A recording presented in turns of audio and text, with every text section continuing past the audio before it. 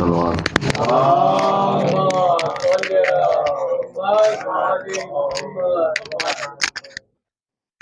رحم اللہ قرأ الفاتحہ.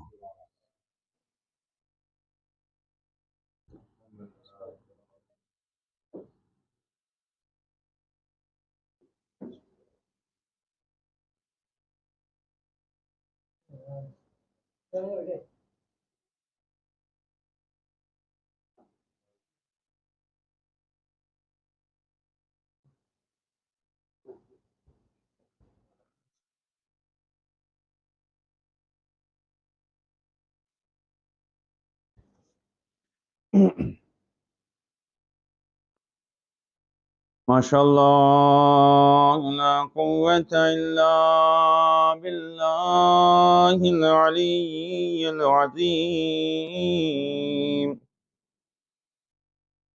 اعوذ باللہ من الشیطان الرجیم. بسم اللہ الرحمن الرحیم. الحمد للہ رب العالمین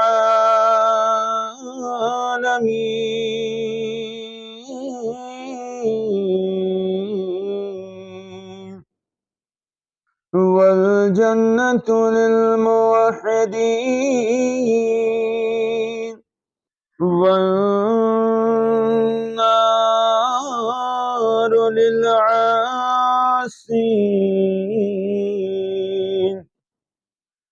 والصلاة والسلام على أشرف الأنبياء والمرسلين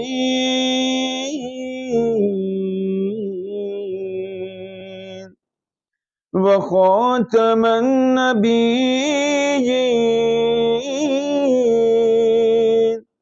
ومولانا مولى الثقلين جد الحسن والحسين أبي القاسم محمد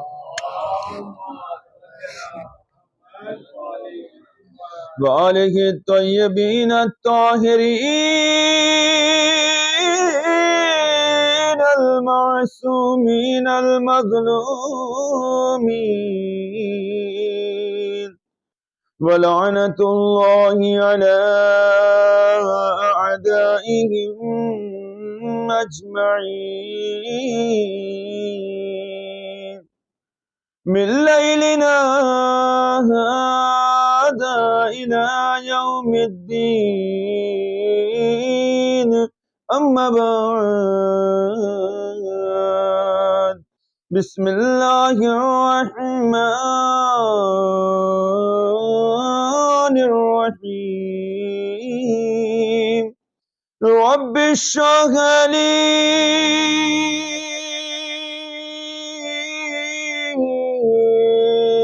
صدري ويسر لي أمري واحلل عقدة من لساني يفقهوا قولي. وقال الإمامنا جعفر الصادق عليه السلام نقلا عن جده رسول الله صلى الله عليه وآله وسلم لا تقبل أعمال الأمة إلا بولايتنا أهل البيت. صلوات محمد.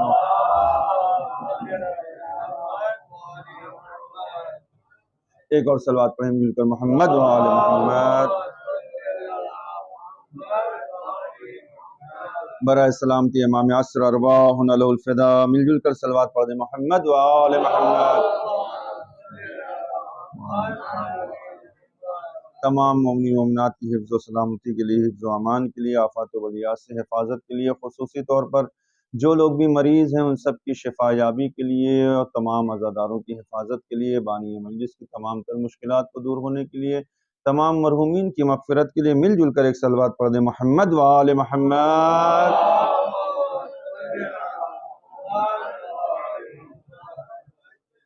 ارباب دانش، معزز سامعین کرام، اہل علم حضرات،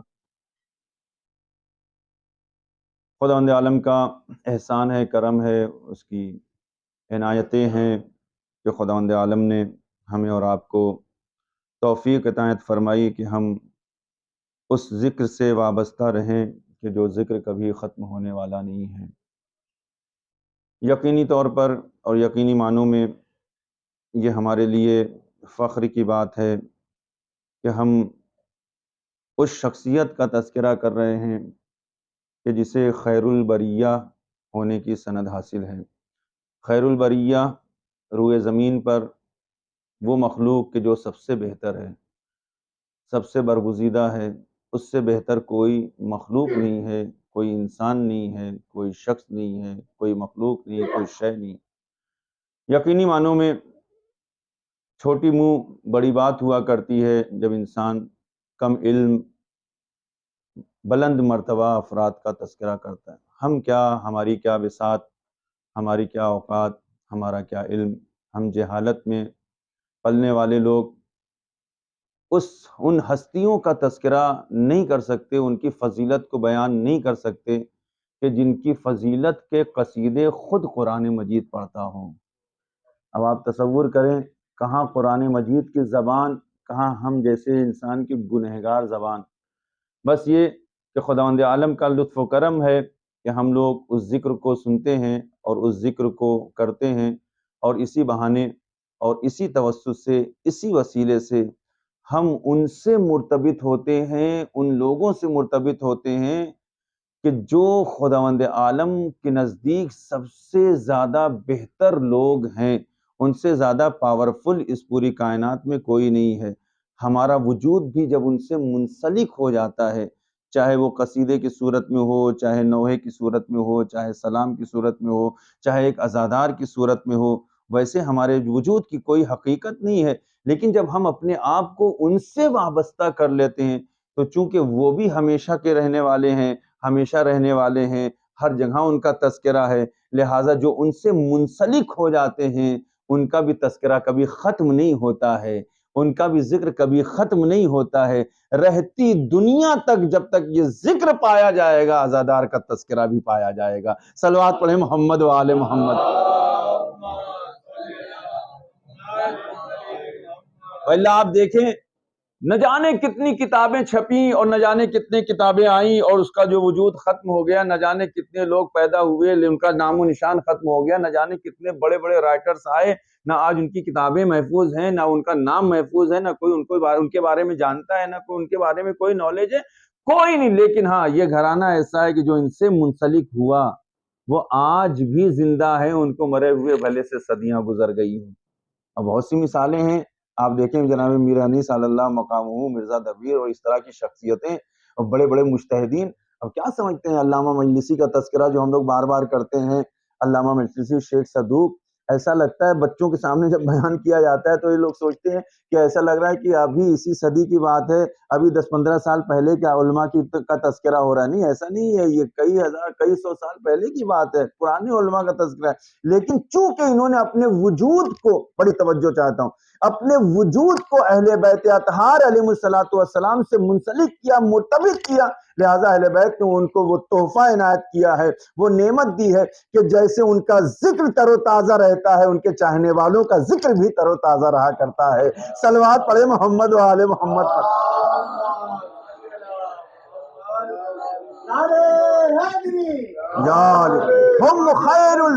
ہم صلوات پڑھیں مل کر محمد و آل محمد. ہم الخیر البریہ، یہ لوگ ایسے ہیں کہ جو پورے روئے زمین پر سب سے بہتر لوگ ہیں، ان سے بہتر کوئی نہیں ہے، خدا نے پیدا ہی نہیں کیا ان سے اچھے انسانوں کو، یہ سب سے بہتر ہے۔ برگزر میں نے کل بیان کیا تھا، ایک خاص قسم کی خاک اور ایک خاک قسم کی مٹی سے ان کو خلق کیا گیا، اور اہل بیت کے چاہنے والوں کو انہی کی بچی ہوئی مٹیوں سے پیدا کیا گیا۔ آپ ذرا تصور کریں، امام جعفر صادق علیہ الصلوۃ والسلام کی خدمت میں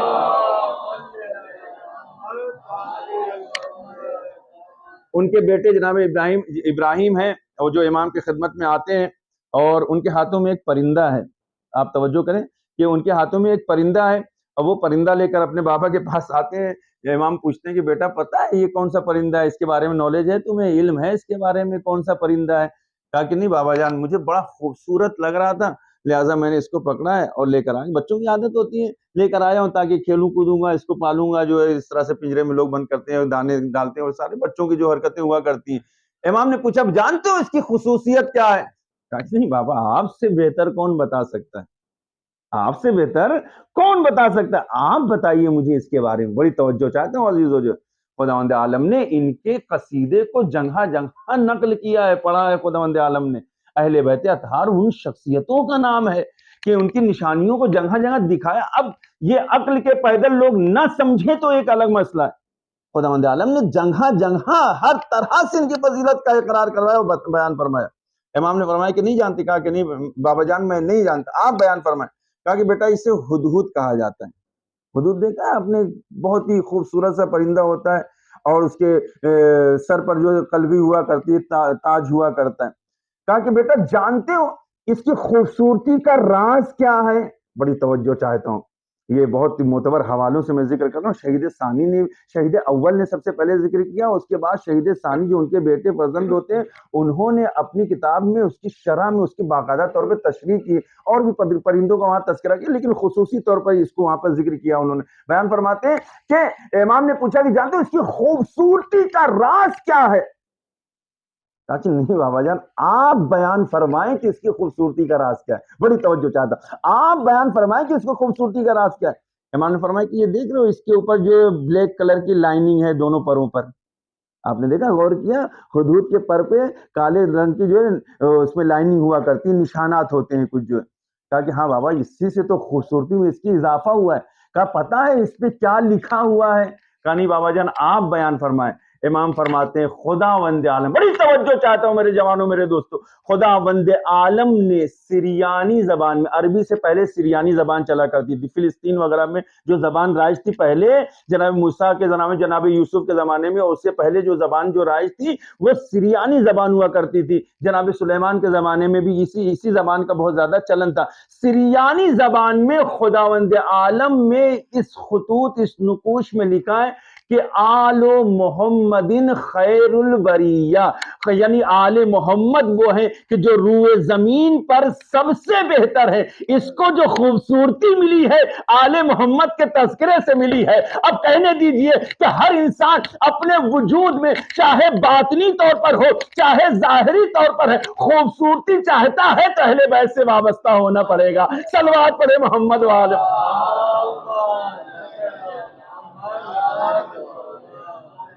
اہل البیت ہم الخیر البریہ۔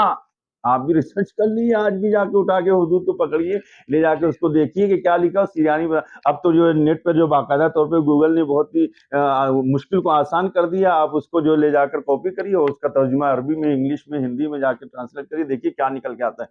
ہم الخیر آل محمد خیر البریہ، یہ آل محمد ہے۔ پروردگار عالم نے ان کی محبت، ان کی ولایت ہر جگہ خداوند عالم نے بیان کی۔ اب یہ ہم نہ سمجھے تو یہ ہماری کم عقلی ہے، ہمارے عقیدے میں کمیاں۔ اسی لیے ضروری ہے کہ جب انسان زندہ ہے جب تک ان تمام چیزوں کے بارے میں غور و فکر کرے اور اس کا اقرار کرنے کی کوشش کرے۔ پیغمبر اسلام صلی اللہ علیہ وآلہ وسلم نے غدیر خم کے میدان میں جہاں 1.25 لاکھ حاجیوں کا مجمع اکٹھا ہے، اور جب حاجی آگے پیچھے ہونے لگے، جب پیغام رسول اسلام کو ملا ہے کہ جو یہ پیغام ولایت کو پہنچانا ہے آپ کو سب تک، کچھ لوگ آگے تھے کچھ لوگ پیچھے تھے، انتظار کیا گیا، بلایا گیا، یہ سارا میٹر آپ کو پتا ہے۔ پیغمبر اسلام نے جناب سلمان فارسی سے فرمایا کہ سلمان جاؤ لوگوں کو بلاؤ، اللہ اکبر، ذرا توجہ کریں، جاؤ لوگوں کو بلاؤ، لے کر آؤ، ایک اعلان ابھی بہت اہم باقی رہ گیا ہے، وہ اعلان آج کرنا ہے۔ ظاہر سی بات ہے بلانے کے لیے کچھ ورڈز ہونا چاہیے نا، ہم لوگ اعلان بھی لکھتے ہیں، نوٹس بھی لکھتے ہیں، تو اس میں کچھ ورڈز ہوتے ہیں کہ فلاں جگہ مجلس ہو رہی ہے، فلاں مذاکر، یہ تمام چیزیں۔ جناب سلمان فارسی نے پوچھا کہ اللہ کے حبیب، اللہ کے رسول، کیا کہہ کے لوگوں کو پکارا جائے؟ اللہ اکبر، کس طرح سے لوگوں کو بلایا جائے؟ پیغمبر اسلام نے اسی دن فرمایا سلمان کیوں نہیں لوگوں سے کہتے ہو حیا علی خیر العمل، حیا علی خیر العمل، آؤ خیر عمل کی طرف، آؤ نیک کی عمل کی طرف۔ آج تک لوگوں کو یہ اذان میں ورڈ نہیں سمجھ میں آیا کہ حیا علی خیر العمل کا مطلب اور مفہوم کیا ہوتا ہے، اس کا میننگ کیا ہوتا ہے۔ پیغمبر نے غدیر کے میدان میں اس دن یہ ثابت کیا ہے کہ خیر عمل اور نیک کام سوائے ولایت اہل بیت اطہار کے اور کچھ نہیں ہے۔ تم نیک کام کرنا چاہتے ہو، پہلے ولایت اہل بیت کا اقرار کر لو، تمہاری نیکیوں میں اضافہ ہوتا چلا جائے گا۔ صلوات پڑھے محمد وآل محمد۔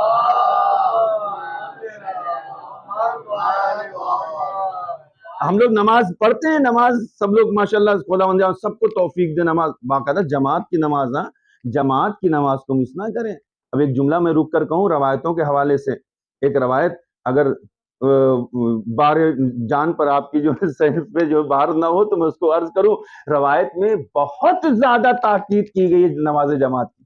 اب میں چونکہ یہیں پہ روک کر چونکہ بات آ گئی، اس کو میں بیان کروں، نماز کی بہت زیادہ، آپ رات بھر عبادت کریں، بڑی توجہ چاہتا ہوں میرے جوانوں، میرے دوستوں، رات بھر ہم عبادت کریں، خیرات کریں، نیکیاں کریں، یہ کریں وہ کریں، لیکن ان سب کا ثواب ایک رکعت جماعت کی نماز کے برابر نہیں ہو سکتا ہے۔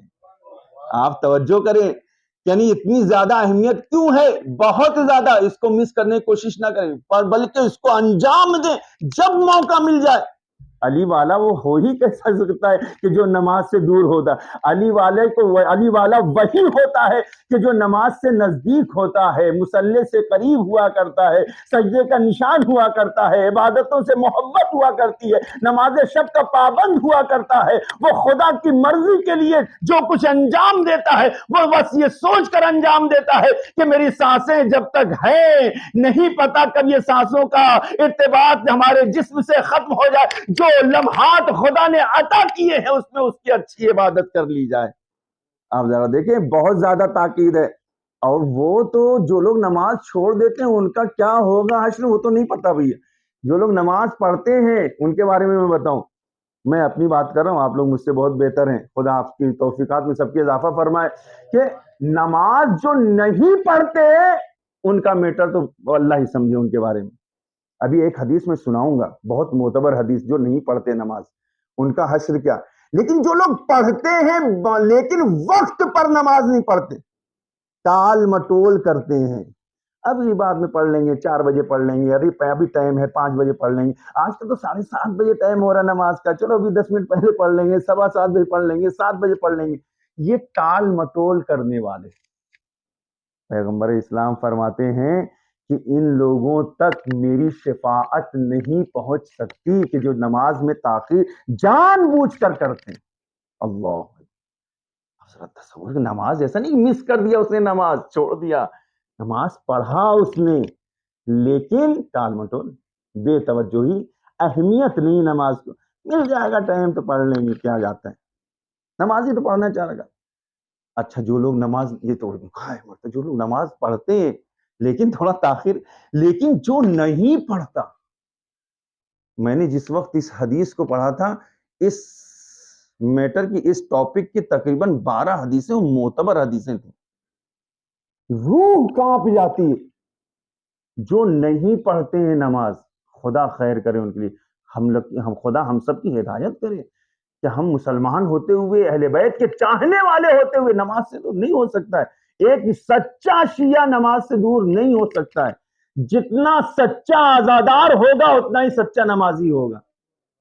یہ دونوں الگ الگ چیز نہیں ہے، کیونکہ نماز عزاداری کا نام ہے، عزاداری نماز ہے، یہ دونوں ایک دوسرے سے مرتبط ہیں، الگ نہیں ہے۔ جس نے بھی الگ کر کے دیکھنے کی کوشش کی وہ یہاں بھی نقصان ہے، وہاں پر بھی نقصان میں رہے گا۔ صلوات پڑھیں محمد و آل محمد۔ بڑی توجہ میرے دوستو، یا علی یا علی۔ امام رسول فرماتے ہیں، ایک حدیث بیان کروں میں بات کو آگے بڑھاؤں۔ رسول فرماتے ہیں، جانتے ہو کہ جو شخص 3 دن تک اس کی نماز لگاتار قضا ہو جائے، علماء بیٹھے ہوئے میری تائید فرمائیں گے، 3 دن تک اس کی نماز قضا ہو جائے، نہیں پڑھے وہ، اس کا حشر کیا ہے معلوم ہے؟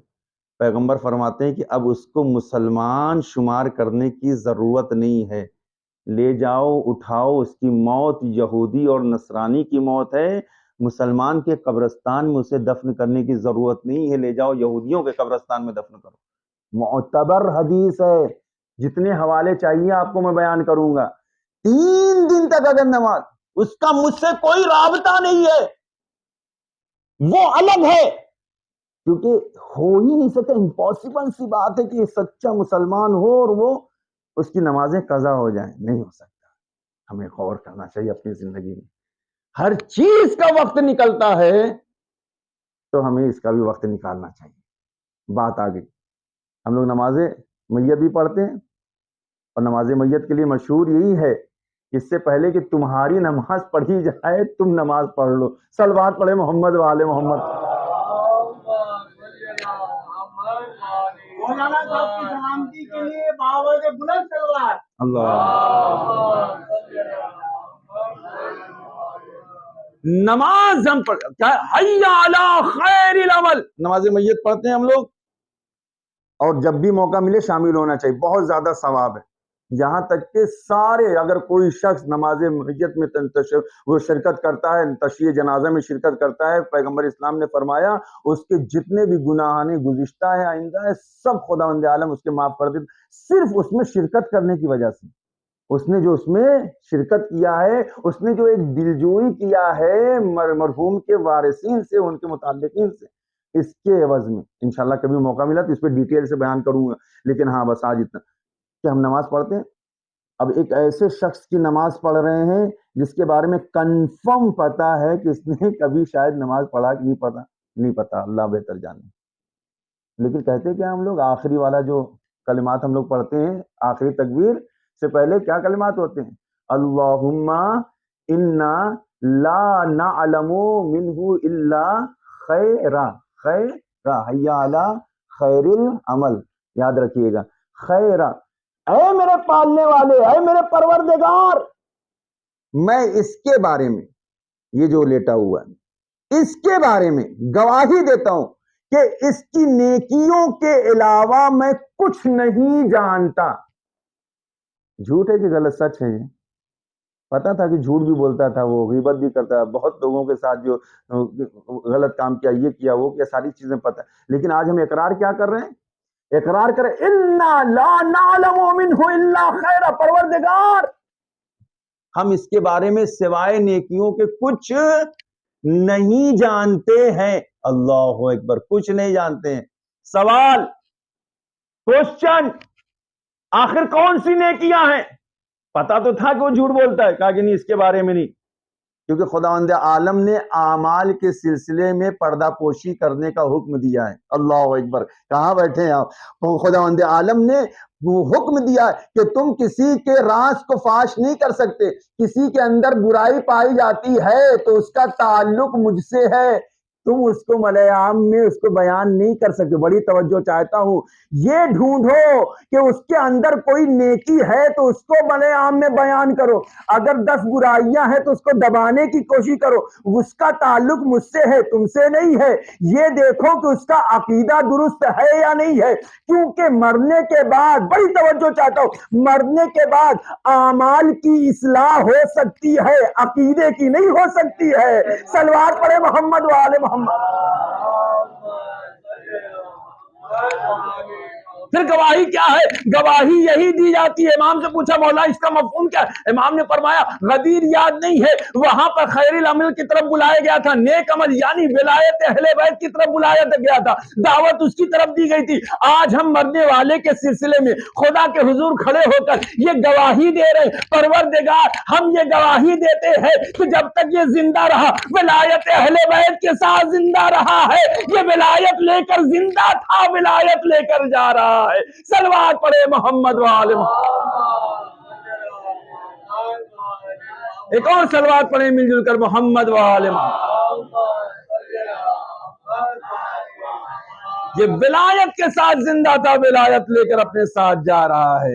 اعمال کا تعلق دنیا تک ہے لیکن عقیدے کا تعلق کیسے؟ آپ اس کو تصور کریں. اعمال، یہ مجلس ایصال ثواب ہم لوگ کیوں کرتے؟ بس ایک سوال، اس کا جواب، اس کے بعد ربط مسائل. ہم یہ ایصال ثواب کی مجلسیں کیوں کرتے ہیں؟ باپ کی قضا نمازیں بیٹے پر واجب کیوں ہیں؟ روزہ چھوٹ گیا تھا، بیٹا کیوں رکھوا رہا ہے؟ اجارے کی طرف کسی کو اجرت ہی دے کر صحیح. حج بدل کیوں کروا رہا ہے؟ ابھی غور کیا آپ نے؟ خداوند عالم نے اس چیپٹر کو، اعمال کے چیپٹر کو ابھی کلوز نہیں کیا ہے، یہ اوپن ہے قیامت تک. بڑی توجہ چاہتا ہوں. اعمال کا جو چیپٹر ہے، اعمال کا جو رجسٹر ہے وہ بند نہیں ہوا ہے. اعمال کا جو رجسٹر ہے وہ قیامت تک کھلا رہے گا. بند کون سا ہونے والا ہے؟ بند عقیدے والا دفتر ہونے والا ہے. کیوں؟ مرنے کے بعد کسی کا عقیدہ درست نہیں کیا جا سکتا. وہ موحد تھا تو پھر موحد مرا ہے تو اسی حالت میں قیامت میں اٹھایا جائے گا. مسلمان مرا ہے تو مسلمان اٹھایا جائے گا. یہودی مرا ہے تو یہودی اٹھایا جائے گا. کسی کے دل میں ولایت نہیں تھی تو اس کے دل میں ولایت کو مرنے کے بعد ڈالا نہیں جا سکتا ہے. لیکن ہاں اتنا ضرور ہے، نماز قضا ہوئی ہے تو نماز قضا کو پڑھایا جا سکتا ہے. مجلس ایصال ثواب کر رہے ہیں تاکہ اس کی نیکیوں میں اضافہ کیا جا سکے. روزے چھوٹ گئے تھے، روزے رکھوا کر اس کی نیکیوں کی بھرپائی کی جا. بڑی توجہ چاہ رہا ہوں. اسی لیے قبر میں جب فرشتہ آتا ہے سوال کرنے کے لیے، وہ یہ نہیں پوچھتا ہے بھیا کتنی نماز لائے ہو، کتنے روزے لائے ہو، کتنے حج لائے ہو. وہ یہاں پر سوال کرتا ہے کون سا عقیدہ لے کر آئے ہو؟ علی والا عقیدہ ہے یا غیر والا عقیدہ ہے؟ توحید صحیح ہے یا نہیں ہے؟ لہذا وہ سب سے پہلا سوال کرتا ہے من ربک، تیرا رب کون ہے؟ تیرا پروردگار کون ہے؟ تیرا نبی کون ہے؟ تیرا رسول کون ہے؟ تیری کتاب کیا ہے؟ کس امام کا ماننے والا ہے؟ فیصلہ وہی پر ہوتا ہے. اب اگر اہل بیت کی ولایت کے ساتھ گیا ہے تو اس کی قبر کو جنت کا ایک نمونہ بنایا جاتا ہے. اب اگر ان کی ولایت نہیں ہے تو وہ جہنم کا ایک نمونہ ہو جاتی ہے. صلوات پڑھے محمد والے.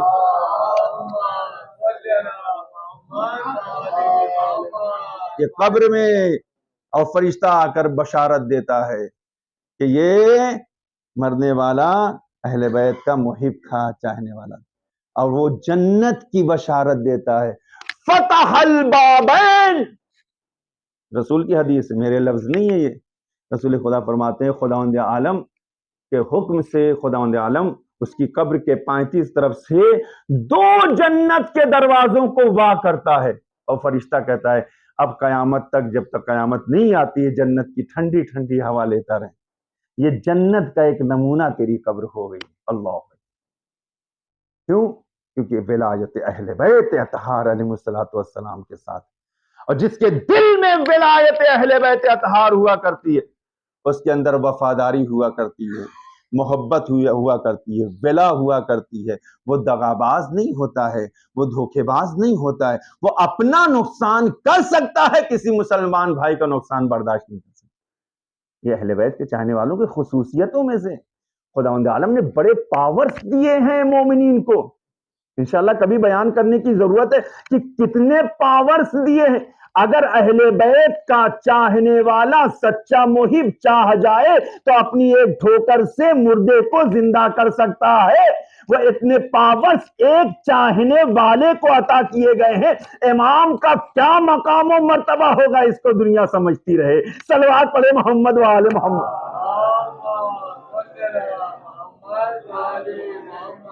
امام کا مقام بہت بلند ہے، یہ معمولی سے چاہنے والے کا مقام و مرتبہ.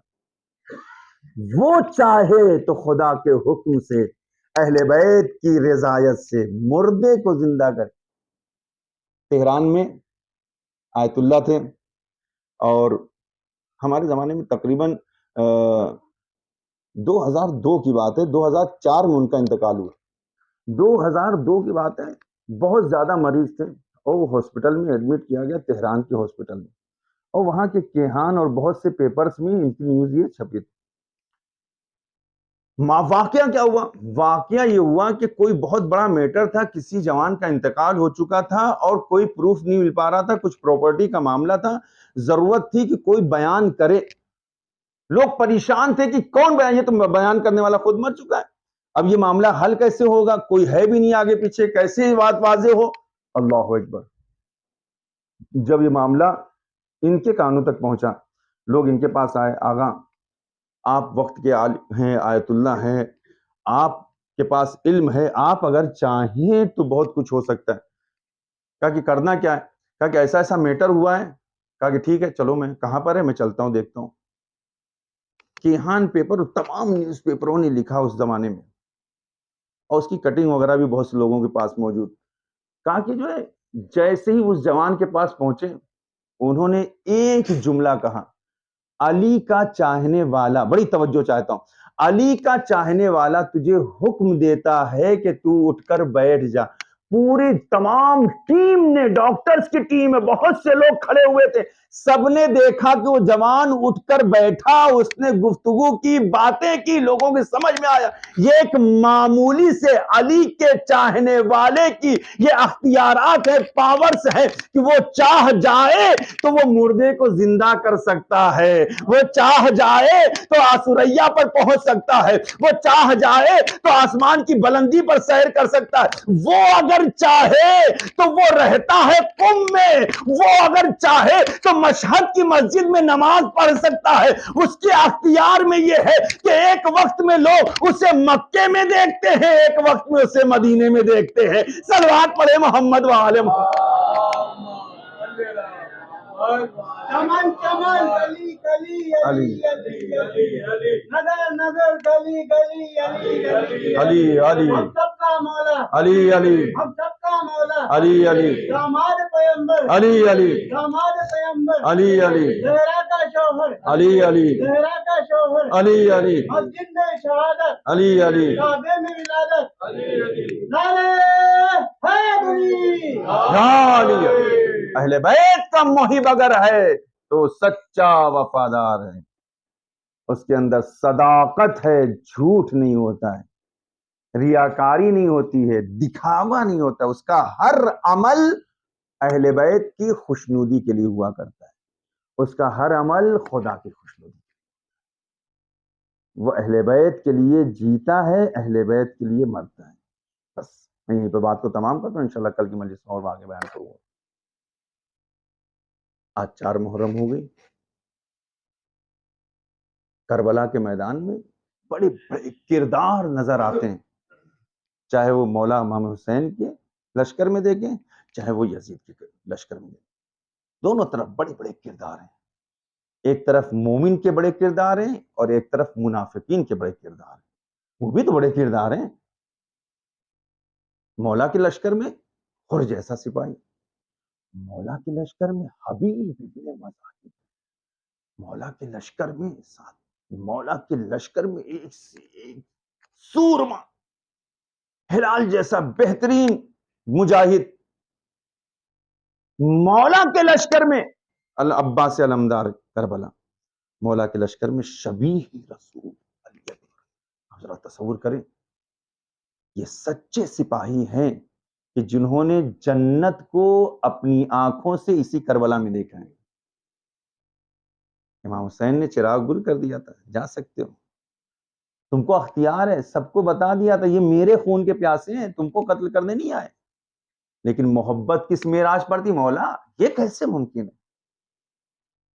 خوشی میں ہم ساتھ میں رہیں اور جب مصیبت کا وقت ہوا آئے تو ہم آپ کو چھوڑ کر چلے جائیں؟ نہیں، محبت کا تقاضا یہ نہیں. انہی جاں باز صحابیوں میں ایک جانباز سچا دوست اور سپاہی حبیب ابن مظاہر. کون ہے حبیب؟ حسین کے بچپن کا دوست حبیب، نام ہی سے حبیب ہے، ابن مظاہر. کبھی غور کیا حبیب ابن مظاہر کی منزلت کیا ہے؟ حبیب ابن مظاہر زندہ تھے ہی کربلا میں حسین کی مدد کے لیے، وَإِلَّا حبیب ابن مظاہر کی ہسٹری اٹھا کر دیکھیں تو بچپن میں ہی ان کی روح پرواز ہو چکی تھی. اشتیاق زیارت میں جب چھت پر چڑھے، پتا چلا رسول اسلام ہے، اپنے بیٹے امام حسن امام حسین کے ساتھ آ رہے ہیں، میرے گھر پہ آ رہے ہیں. اتنا زیادہ شوق بڑا، اتنی زیادہ محبت تھی، اتنا زیادہ چاہت تھی کہ بس وہ دیکھنا چاہتے تھے، ایک جھلک دیکھ لیں، ایک جھلک دیکھ لیں. اور یہ بھی ہوش نہ رہا کہ ان کا پیر آگے بڑھتا چلا گیا اور وہاں سے چھت کی بلندی سے زمین پر گرے، روح قفس عنصری سے پرواز کر گئی. یہی تو حبیب ہے نا، یہی تو ہسٹری ہے نا جناب حبیب ابن مظاہر.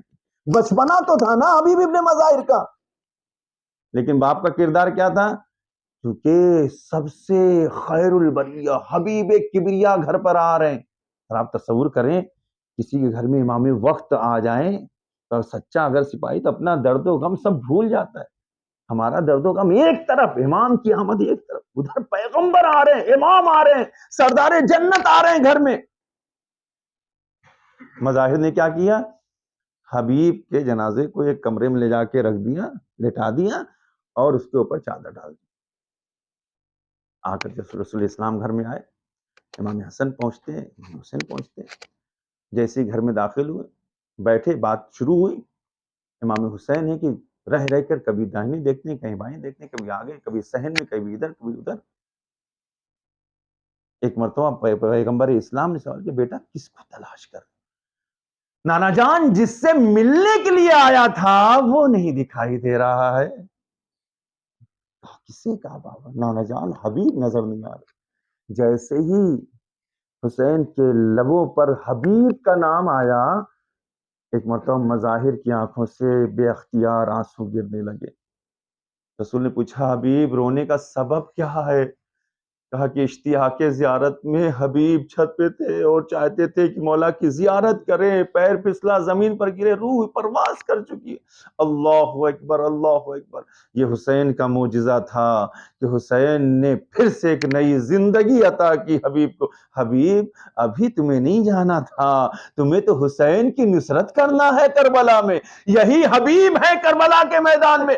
پہلی مرتبہ رسول اسلام کی موجودگی میں ان کو حیات نصیب ہوتی ہے. لیکن ہاں دوسری مرتبہ امامت کو جب کمی محسوس ہوئی، زینب کو جب کمی محسوس ہوئی، ایک مرتبہ اپنے بھیا سے کہتی ہیں بھیا صبح سے دیکھ رہی ہوں لشکر پہ لشکر آ رہے، پسر ساتھ کے لشکر پہ لشکر آ رہے. بھیا آپ کا بھی تو کوئی چاہنے والا ہوگا، اس سے بلائیے.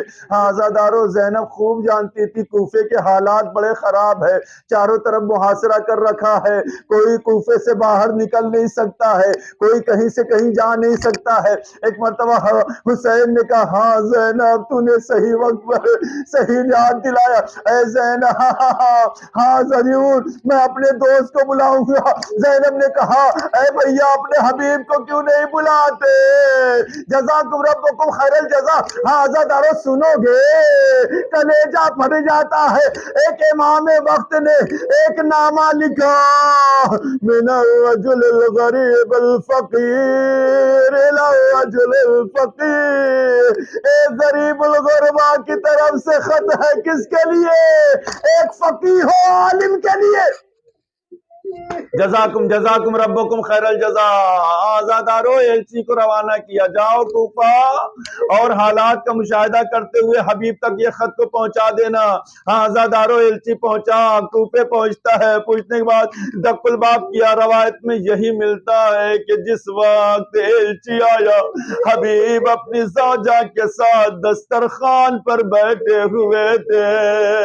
جزاکم ربکم خیر الجزا. آزادارو ایک مرتبہ جیسے دق الباب ہوا، فقیہ اہل بیت ہے حبیب ابن مظاہر، عالم اہل بیت ہے حبیب ابن مظاہر، ان کو بتانے کی ضرورت نہیں ہے کون آیا ہے، یہ اشاروں کو سمجھتے ہیں، ہواؤں کے دوش کو سمجھتے ہیں، ہواؤں کو رخ کو سمجھتے ہیں۔ اے عزادارو، حبیب کو بتانا نہیں پڑا تھا کہ کون آیا ہے، جیسے ہی دق الباب ہوا نا، حبیب دوڑتے ہوئے دروازے پر آئے، کون غاز آیا، حسین کا ایلچی ہو، حسین کا ایلچی ہو، الا برید الحسین، جزاکم ربکم خیر الجزا، لا جلدی لا، میرے آقا نے تجھے کوئی نامہ دیا ہے۔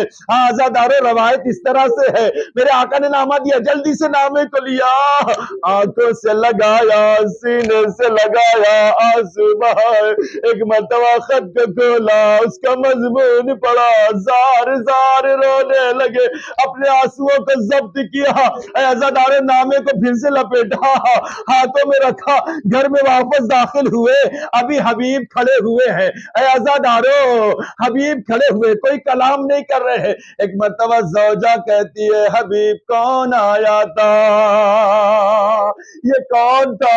ایک مرتبہ حبیب کہتے ہیں ایک نامہ بڑھ تھا، کس کا نامہ بڑھ؟ ایک مرتبہ حبیب کہتے ہیں زوجہ حسین نے ایک نامہ بھیجا ہے، اور اس کا مضمون کیا ہے؟ حاضرات سنو گے، ایک مرتبہ حبیب کہتے ہیں میرے آقا نے ہمیں مدد کے لیے بلایا ہے، نرغہ آدھا میں گر گیا ہے حسین، بے یار و مددگار ہے حسین، جزاکم ربکم خیر الجزا۔ اے عزادارو سنو گے، بس دو جملے ہیں، مجلس تمام، عزادارو جتنا گریہ کر سکتے ہو، خدا سلامت رکھے، ان آوازوں پہ رحمت نازل کرے۔ عزادارو حبیب کھڑے ہوئے ہیں، زوجہ سے مکالمہ ہو رہا ہے، باتیں ہو رہی، گفتگو ہو رہی ہے، ایک کچھ لمحے کے لیے حبیب خاموش ہو گئے، جب کوئی جواب نہ ملا، زوجہ کا رخ دیکھو گے عزادارو، زوجہ مومن ہے نا، اہل بیت کی چاہنے والی ہے نا، ایک مرتبہ زوجہ کہتی حبیب بولتے کیوں نہیں، حسین نے خط بھیجا ہے، حسین نے بلایا ہے، ارے اگر تمہیں تاخیر ہو رہی ہے مجھے اجازت دو میں اپنے آقا کی مدد کے لیے جاؤں۔ جزاکم ربکم خیر الجزا، خدا کوئی غم نہ دے سوائے غم سید الشہداء کے۔ اے عزادارو حبیب نے ہاتھوں کو جوڑا، کیسے یہ ممکن ہے آقا مجھے بلائے میں مدد کے لیے نہ جاؤں۔ عزادارو حبیب اپنی تیاریوں میں لگ گئے، ایک مرتبہ اپنے غلام کو قریب بلایا، جا دیکھ سواری، ماحول بہت خراب ہے، محاصرہ چاروں طرف ہے، کوفے کے حالات صحیح نہیں ہے، دیکھ فلاں مقام پر جا کر کھڑے رہنا، میں وہاں پر آتا ہوں، میرا انتظار کرتا ہے۔ عزادارو حبیب نے اپنے غلام کو سواری کے ساتھ بھیج دیا، ادھر حبیب ہے تیاری میں لگے ہوئے ہیں، موقع کی تلاش میں ہے، عزادارو جاسوسوں سے بچ کر جانا ہے، ایسا ہوئے ابن زیاد کے جاسوس ہر وقت آگے پیچھے ہو رہے، عزادارو ایسے میں حبیب کو مدد کے لیے نکلنا ہے نا، عزادارو ایسے میں حبیب اپنے گھر سے نکلتے ادھر پہنچنے میں کچھ دیر تاخیر ہو گئی، ادھر غلام تو شدت سے منتظر تھا، اے عزادارو غلام نے جب دیکھا اس کا آقا نہیں آیا تو غلام نے ایک عجیب جملہ کہا، اے میرے آقا کی سواری، پتہ ہے نا تیرے ساتھ میرا آقا میرے آقا کی مدد کے لیے جانے والا ہے، دیکھ تو مطمئن رہنا، اگر میرے آقا کے آنے میں کچھ تاخیر ہو گئی میں فرزند زہرا حسین کی مدد کے لیے تجھ پر سوار ہو کر چلوں گا۔ اے عزادارو حبیب قریب پہنچ چکے تھے، ایک مرتبہ جیسے ہی غلام کی اس گفتگو کو سنا سر کو پیٹنا شروع کیا، ارے زمین سے خاک کو اٹھائے سر پہ ڈالا، وہ غریب الغربا۔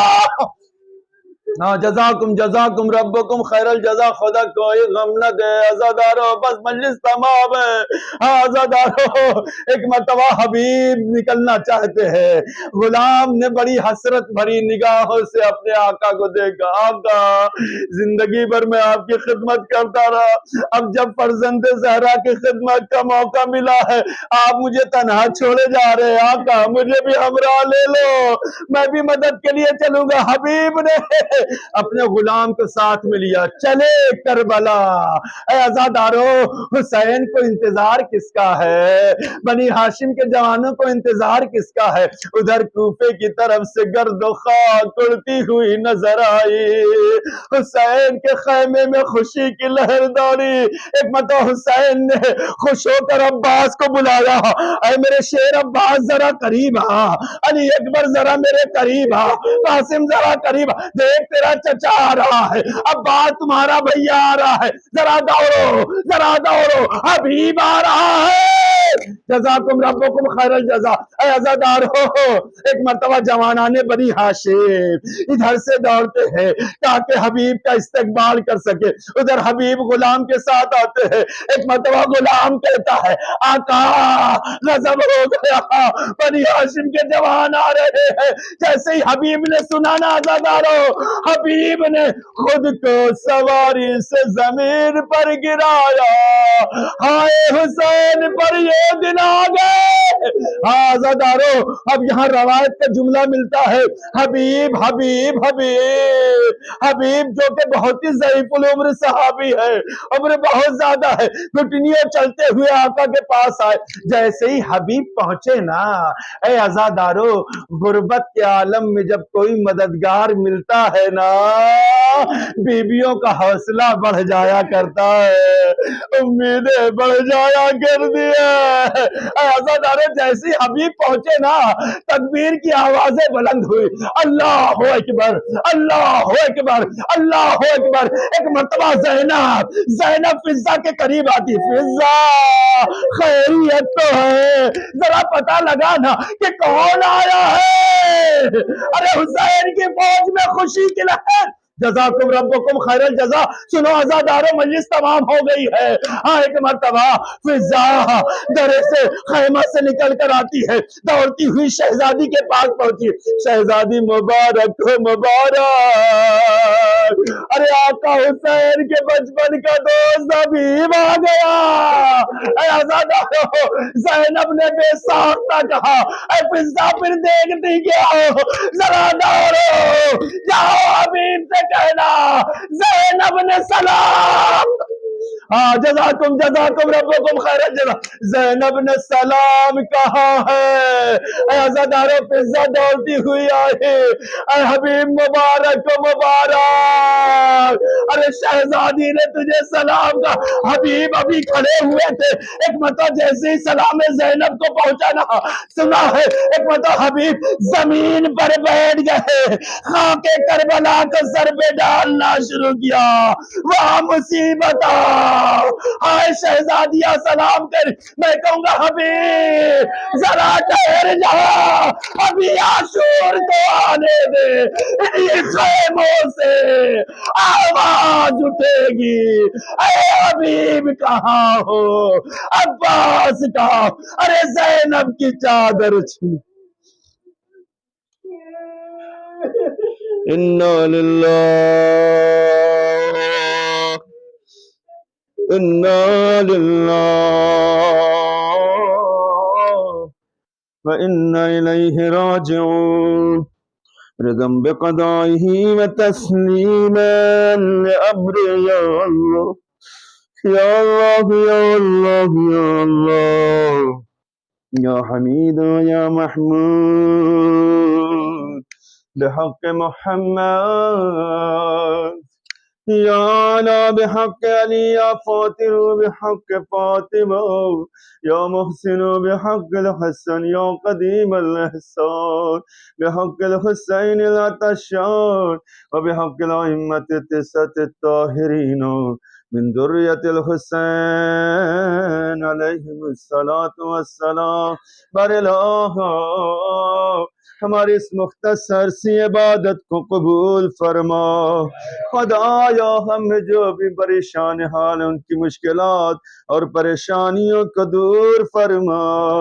اے میرے اللہ، ہم میں جو مقروض ہیں ان کے قرضوں کو از غیب ادا فرما۔ خدایا میں جو بھی مریض ہے یا جن لوگوں نے شفا یابی کی دعا کی التماس کی ان سب کو شفا کامل و عاجل عطا فرما۔ اے میرے اللہ ہماری عزاداریوں کو قبول فرما، اے میرے اللہ جہاں کہیں بھی عزاداران سید الشہداء ان کی جان مال عزت و آبرو ان کی ناموس اور بچوں کی حفاظت فرما، اے میرے اللہ تجھے اس عزا کا واسطہ، فرش عزا اس غم حسین کا تجھے واسطہ، اپنی آخری حجت یوسف زہرا فرزند زہرا امام عصر ارواحنا لہ الفدا کے ظہور پر نور میں تعجیل فرما، اور ہم سب کو ان کے اعوان و انصار میں شمار فرما، ربنا تقبل منا انک انت السمیع العلیم۔ ماتم حسین جاؤ۔ Thank you for watching.